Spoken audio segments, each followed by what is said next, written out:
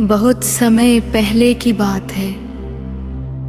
एक शक्तिशाली असुर राजा था, हिरण्यकशिपु। उसने कठोर तपस्या करके ऐसा वरदान पाया था कि न कोई मनुष्य, न कोई पशु, न दिन में न रात में, न घर के अंदर न बाहर उसे मार सके। इस वरदान ने उसे अजेय बना दिया और धीरे धीरे उसका हृदय अहंकार से भर गया। उसने पूरे राज्य में घोषणा कर दी, अब सब लोग मेरी ही पूजा करेंगे। राज्य के लोग भयभीत थे, पर उसी राजमहल में एक नन्हा बालक था, उसका अपना पुत्र प्रहलाद।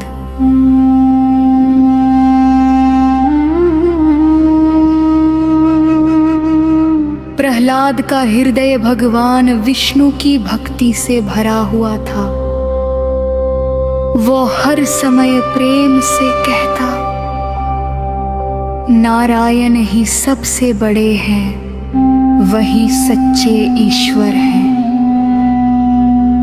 ये सुनकर हिरण्यकशिपु क्रोधित हो उठता। उसने प्रहलाद को समझाया, डराया, दंड दिया, पर बालक की भक्ति अडिग रही। जब कोई उपाय काम न आया तो उसने अपनी बहन होलिका को बुलाया। होलिका को वरदान था कि अग्नि उसे जला नहीं सकती। योजना बनाई गई,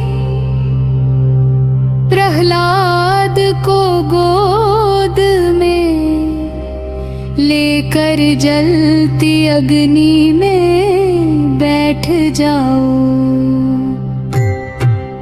रात का समय था, लकड़ियों का ढेर जलाया गया, लपटें आकाश को छूने लगी। होलिका अग्नि में बैठ गई, गोद में प्रहलाद को लेकर लोग सांस रोके देख रहे थे। परंतु तभी एक अद्भुत चमत्कार हुआ।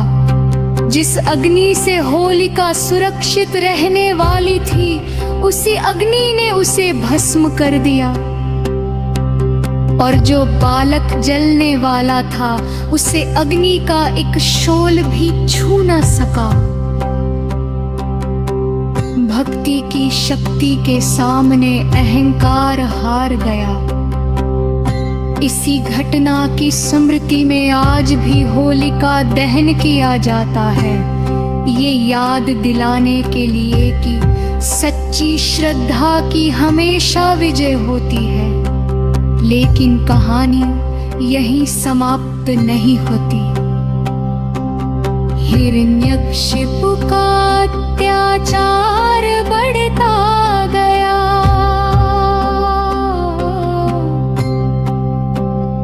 तब भगवान विष्णु ने नरसिंह अवतार लिया।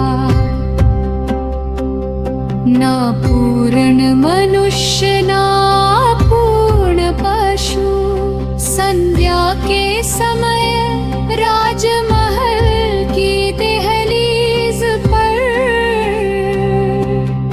अपने नखों से उन्होंने हिरण्यकशिपु का अंत कर दिया। और इस प्रकार सत्य की विजय हुई, भक्ति की जीत हुई और अधर्म का विनाश हुआ। अगली सुबह रंगों की होली मनाई गई, प्रेम, आनंद और एकता के साथ। होली हमें सिखाती